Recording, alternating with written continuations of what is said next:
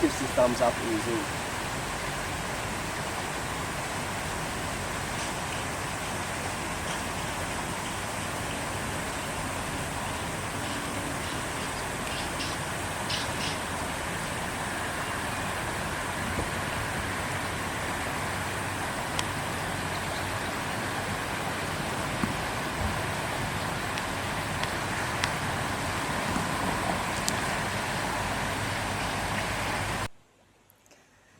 So here we are at our first site. This is an unnamed tributary of the Katoomba River. So this is upstream and the river is flowing downstream in that direction. So one of the first things that you do when you're at a site is actually have a look around and describe the site and what you can see. But before you do that, have you got the right equipment? I've got my notebook, I've got my pencil, I've got my high-vis vest so you don't lose me. Scotty's got his high-vis jacket. Do a twirl, Scotty. We've got our hat and we've got our rain jackets in the car just in case it's raining. We've also got our closed-in shoes because we are out in the field, and remember the #1 rule, always wear closed shoes. I was going to say don't smoke. Don't smoke. Closed shoes, no thongs. So we're prepared for our field work. So here we are at the site. And so what we want to do is, the first thing we want to do is a site description. And we want to identify the characteristics of this site. So the things that we want to look at are those physical characteristics. So what does the channel look like? What does the vegetation look like? What does the stream look like? Can we see anything unusual? Can we see any impacts of human activity? In this case, definitely yes. So at this site where we're standing, I'm right beside a plastic fence, and this fence has been installed because there's significant erosion on this outside bend here in the creek. So this is just a safety barrier so that people don't walk further and walk over the edge of the bank. But it is a creek that has had a significant amount of erosion. So we've got erosion of this outside bend. We've got quite a bit of sediment that I can see in the channel. So it looks like quite sandy sediment. Adjacent to the channel, we've got some native vegetation on the right bank. Now the right bank is on your right-hand side as you're looking downstream, whereas the left bank is on your left side as you're looking downstream. So always remember that one. Look downstream, right bank, left bank. So on our right bank, we've got quite good riparian vegetation. I can see lots of ferns, it's quite dense, and then it grades up into the hillside bushland. What we'll do is, when we're doing our riparian condition assessment, we'll be identifying these vegetation communities. But for now, we're just noting down these general characteristics. On the left bank where we're standing right here, we're on a grassy parkland. So this is a parkland that's been cleared. There's some picnic tables and barbecues just down in the area. And obviously this is where people have been playing and enjoying their picnics. So the riparian zone here is sort of just pretty much an urban park. There's very little native vegetation except for our sort of sole surviving eucalypt tree just next to me. Everything else is kind of grass up until the margin of the valley, and then you start to grade back into the natural bushland. So this section of what would be the floodplain has been cleared. So I've now described the riparian vegetation. I've looked at the channel, whether it's eroding. What about any other things that I can observe? So I know that my surrounding land use is bushland, urban parkland. What about the creek? I can see that the creek level is reasonably high for today, and that's because we've had some rainfall in the last few days. We had about 30 millimeters. And so the creek is flowing well. I can see some pools and some riffles, but normally the river level would be a little bit lower than that. Can you smell anything? The bush. Just the bush. So no odours that we can smell. We can't see anything else like oils or films. A riparian cover over that side is very good, you know, sort of 75 to 100%, whereas over here it's quite low, or at least the cover is just grass. And what about aquatic vegetation in the channel? Not a lot. No, not a lot. We don't really see much aquatic vegetation. So this is quite a modified stream. And this is a stream that you would see typically in urban areas, where you've got a lot of this runoff is actually just from our urban drainage system. So we also need to make some observations of disturbance or human impacts. Obviously things like this, the plastic fence, this is one of the key human impacts that you can see. We've got picnic tables, car parks. When we get a little bit closer down into the creek, we might also observe other impacts like litter and pollution. They're quite common things that you'd find in urban streams, particularly after we've had rain, and a lot of that stuff that's sitting in the drains just gets washed straight down into our beautiful natural creeks. So we'll be keeping an eye out to see if we can see any litter. It's often like water bottles or chip packets. They're really quite a common thing that you'd find. What about weeds? I can see a few weedy species. So I can see that that is a key human impact. So the weeds are often start in people's gardens, and then those seeds are dropped down onto the ground and then washed down into our creeks, where they take hold and grow perfectly happy and outcompete the native species. So I can see a few weeds here. We'll identify them a little bit more in more detail when we do the riparian condition assessment.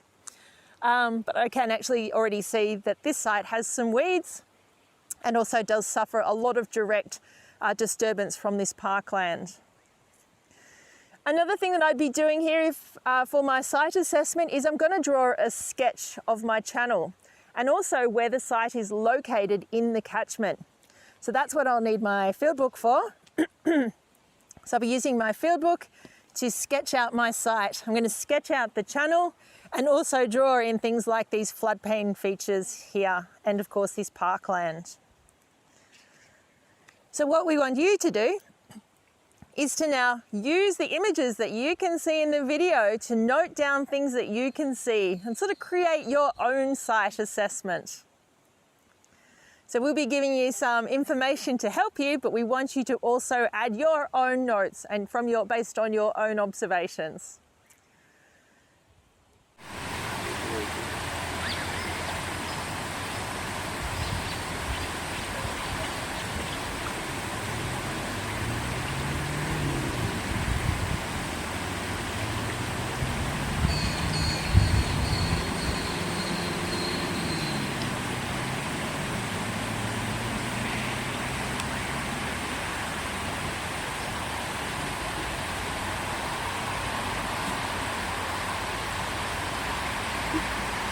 Do it each side. You could do to help them.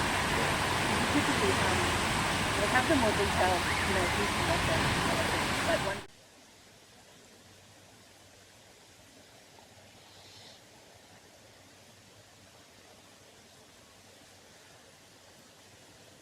Okay, so here we are at site 1 and we have our stream beside us. So we're going to do some water quality measures to start with, some physico-chem parameters. So we have our instrument down here. So I'll show you where we set that up normally.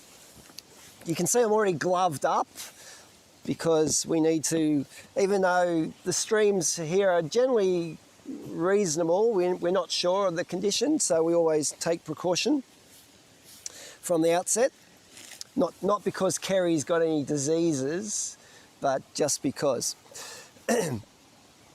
So what we have in our box here is a Quanta water quality multi-probe. So this is an instrument that is actually worth about $12,000. So you need to handle it with care.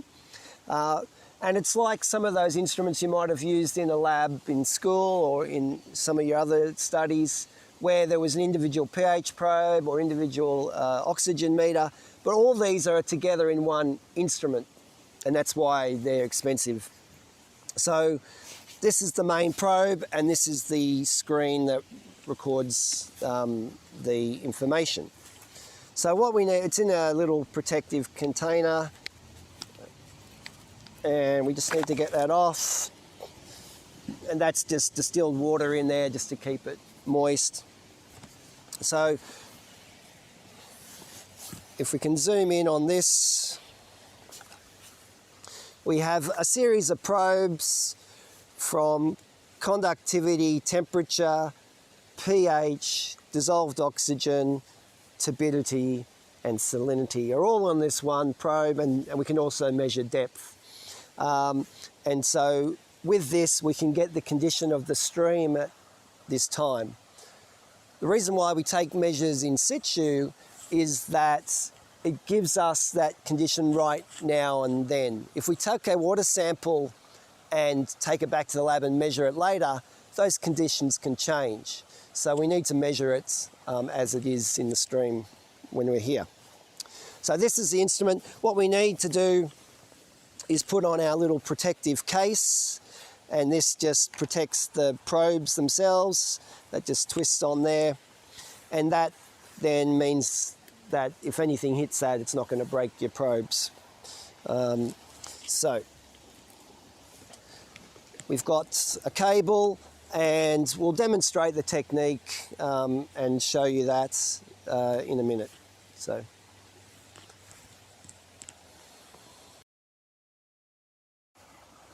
Okay, so we just wanted to show you a close-up of the instrument and then how to operate the actual instrument to start with. So this is, as you can see, the panel. There's a button down here at the bottom. That's the on-off button. Basically, you hold that down and it'll come on, and it kind of warms up for a bit,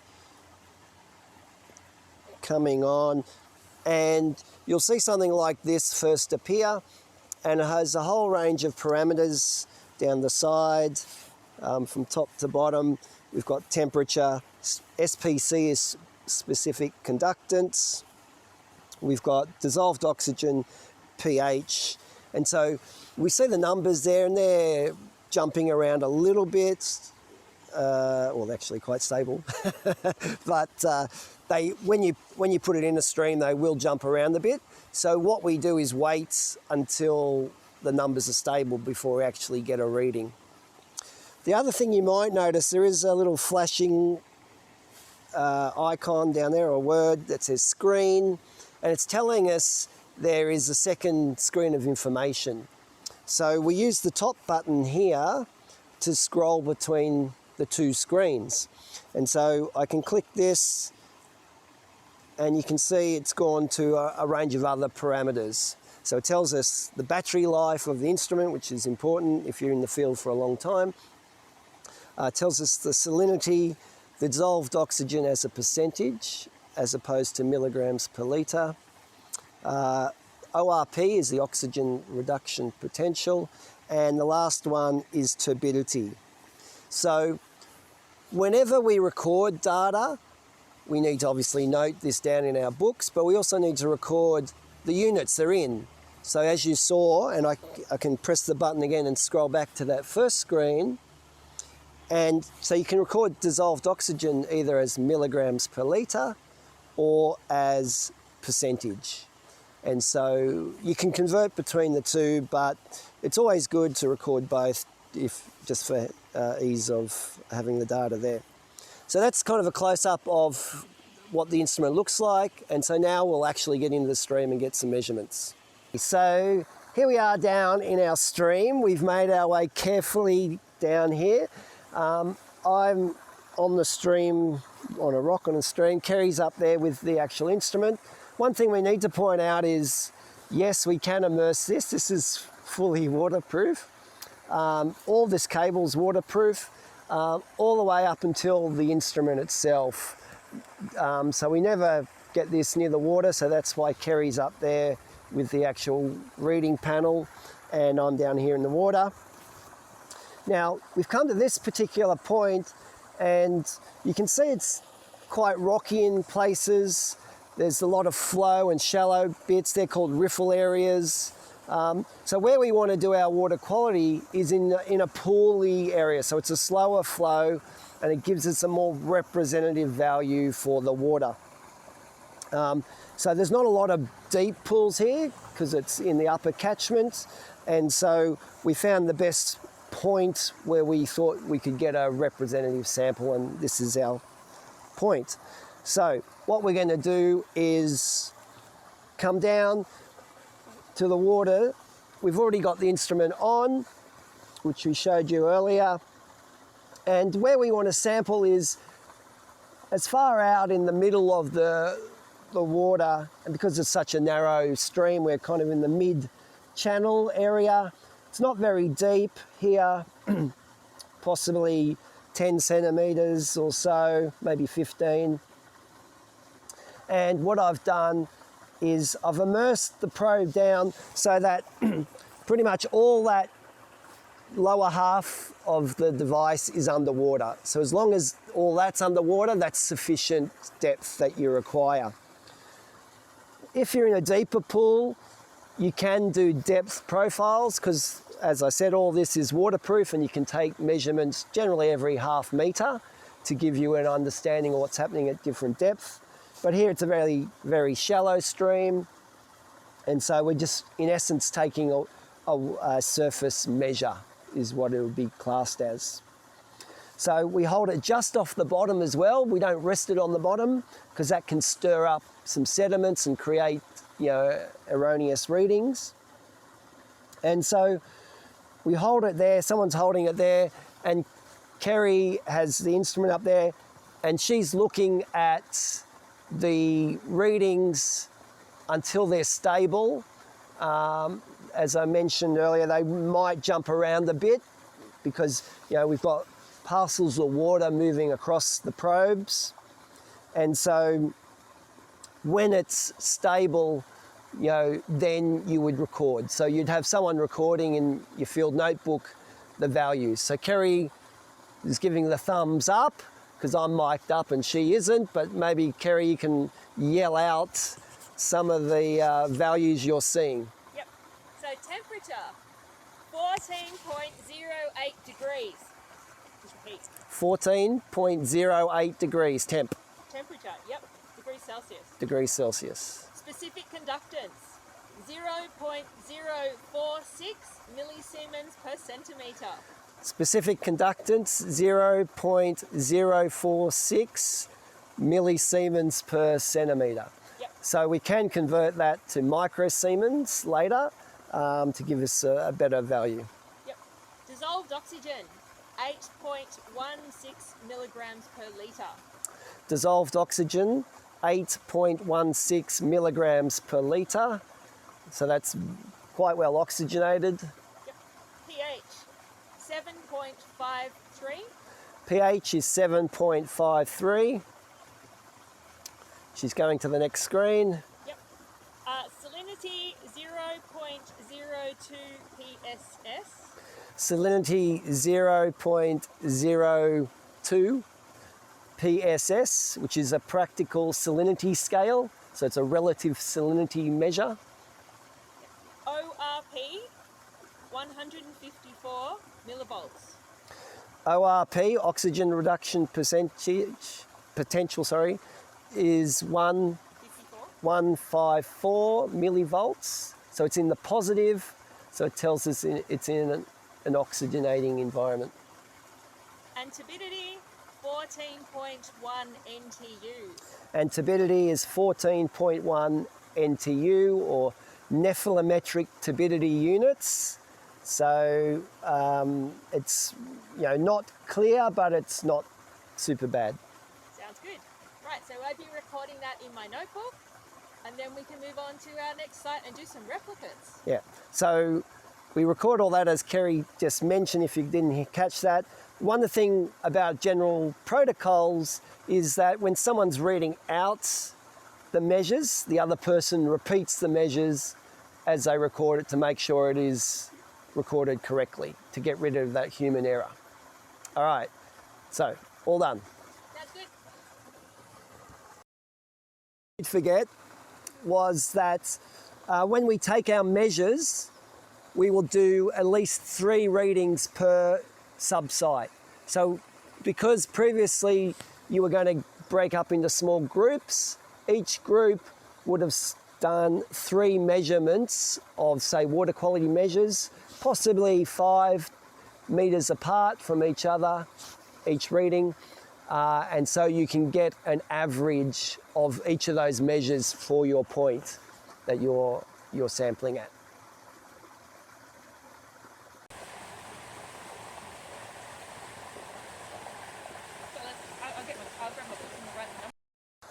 Okay, so we've taken our phys chem measures. That would be our first thing we do when we're doing our water quality.